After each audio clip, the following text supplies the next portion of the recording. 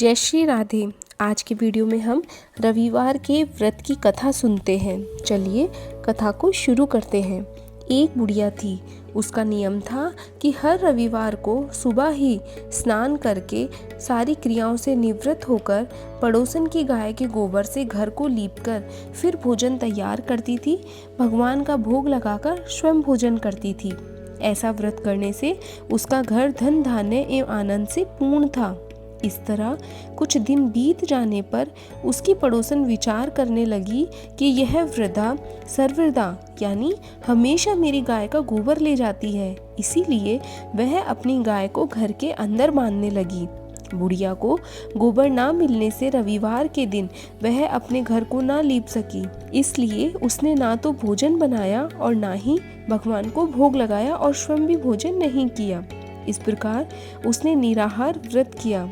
रात हो गई और वह भूखी सो गई। रात में भगवान ने उसे स्वप्न दिया और भोजन ना बनाने तथा भोग ना लगाने का कारण पूछा।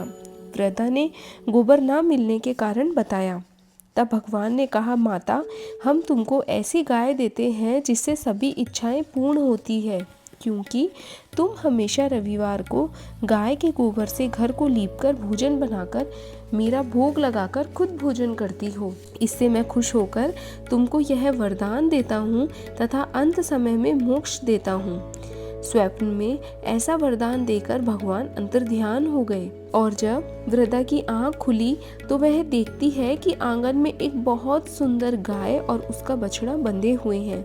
वह गाय व बछड़े को देखकर अत्यंत प्रसन्न हुई और उनको घर के बाहर बांध दिया, वहीं खाने का चारा डाल दिया।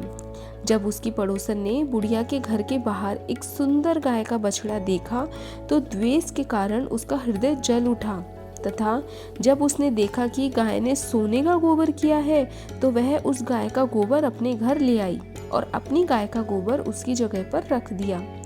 वह रोजाना ऐसा करने लगी। सीधी साधी बुढ़िया को इसकी कोई खबर नहीं थी। तब सर्वव्यापी ईश्वर ने सोचा कि चालाक पड़ोसन के कर्म से बुढ़िया तो ठगी जा रही है। भगवान ने शाम के समय अपनी माया से बड़ी जोर की आंधी चला दी। बुढ़िया ने अंधेरी के भय से अपनी गाय को घर के भीतर बांध लिया। प्रातः काल जब वह उठी तो उसने देखा कि गाय ने सोने का गोबर दिया है, तो उसको बड़ा आश्चर्य हुआ। अब वह प्रतिदिन गाय को घर के अंदर बांधने लगी। उधर पड़ोसन ने देखा कि बुढ़िया गऊ को घर के अंदर बांधने लगी है और उसका सोने का गोबर उठाने का दाव नहीं चल रहा है, तो वह ईर्ष्या से जल उठी और कुछ उपाय न देख उसने उस देश के राजा की सभा में जाकर कहा, महाराज, मेरे पड़ोस में एक वृद्धा के पास ऐसी गाय है जो आप जैसे राजाओं के ही योग्य है। वह रोज सोने का गोबर देती है। आप उस सोने से प्रजा का पालन कीजिए। वह वृद्धा इतने सोने का क्या करेगी? राजा ने यह बात सुन अपने दूतों को वृद्धा के घर से गाय लाने की आज्ञा दे दी। वृद्धा प्रातः काल उठकर ईश्वर का भोग लगा भोजन ग्रहण करने ही जा रही थी कि राजा के कर्मचारी गाय खोलकर ले गए। वृद्धा काफी रोई चिल्लाई, किंतु कर्मचारियों के समक्ष कोई क्या कहता। उस दिन वृद्धा गाय के वियोग में भोजन न खा सकी और रात भर कर रो रो कर ईश्वर से गाय को पुनः पाने के लिए प्रार्थना करने लगी। उधर राजा गाय को देखकर बहुत प्रसन्न हुआ, लेकिन सुबह जैसे ही वह उठा सारा महल गोबर से भरा हुआ दिखाई देने लगा।